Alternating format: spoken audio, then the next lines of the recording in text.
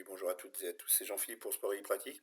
Et aujourd'hui, je vous propose une petite vidéo pour voir comment on peut protéger sa vie privée sous Windows 10.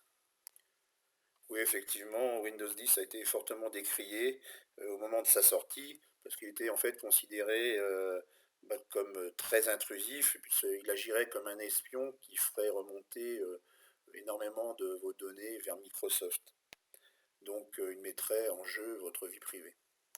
Donc là, on va voir comment on peut limiter la casse, comment on peut éviter effectivement que trop de données remontent à Microsoft.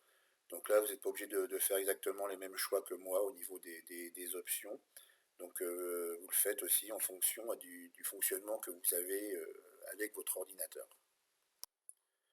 Nous allons nous rendre sur l'onglet Windows et nous allons aller dans Paramètres. Et là, on va aller voir les paramètres de confidentialité. Voilà, donc vous voyez qu'il y a de nombreuses options possibles au niveau de la confidentialité. Donc là, on commence par l'onglet Général. Donc là, on vous dit qu'on peut modifier les options de confidentialité. Donc là, la première, c'est sur les applications.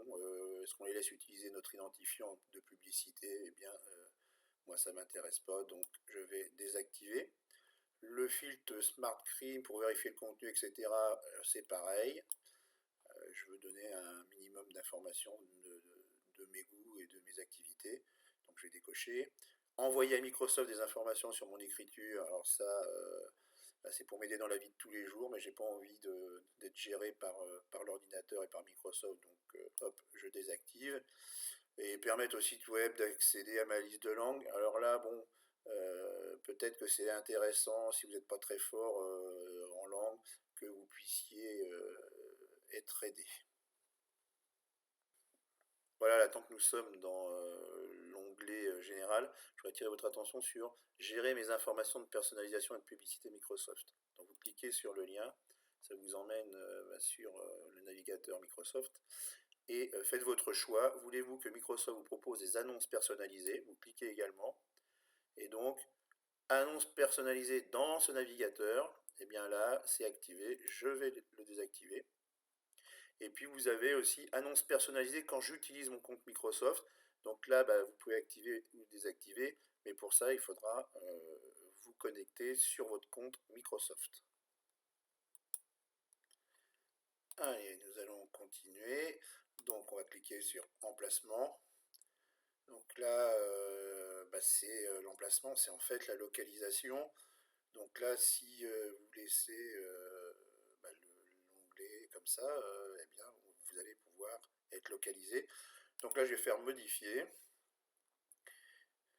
Et puis, je vais désactiver. Voilà. Allez, nous allons cliquer maintenant sur l'onglet appareil photo. Donc là, soit vous enlevez toutes les applications, vous n'autorisez pas les applications à utiliser votre caméra. Donc sinon, si vous voulez faire comme ça, vous désactivez d'ici.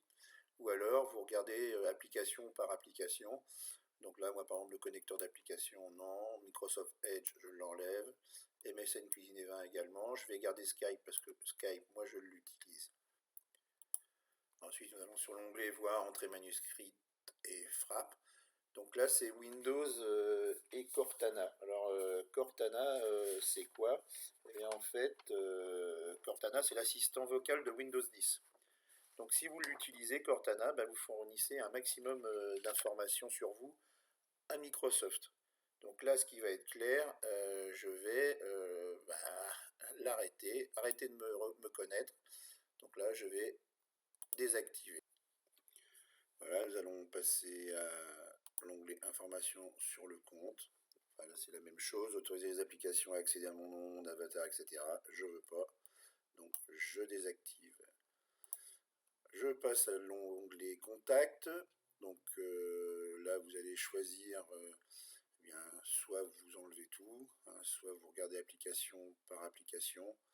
Donc voilà, on vous dit que certaines applications doivent accéder au contact. Et bien là, ce que je vais faire, c'est que je vais désactiver. Maintenant, on va passer à calendrier. J'ai pas envie d'être pisté, donc je vais désactiver pour pas qu'ils aient accès à mon calendrier. faire de même pour la messagerie. Voilà, je vais désactiver également. La radio, eh bien, j'utilise pas la radio, donc je vais désactiver. Allez, on passe sur l'onglet autres appareils, synchronisation avec les appareils, permettre à des applications de partager et de synchroniser, on va désactiver.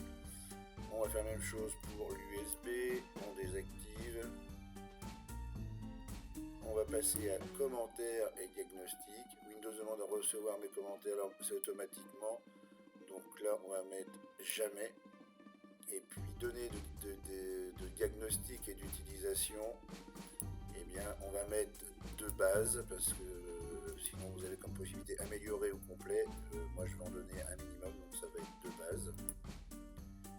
Et puis enfin, application en arrière-plan.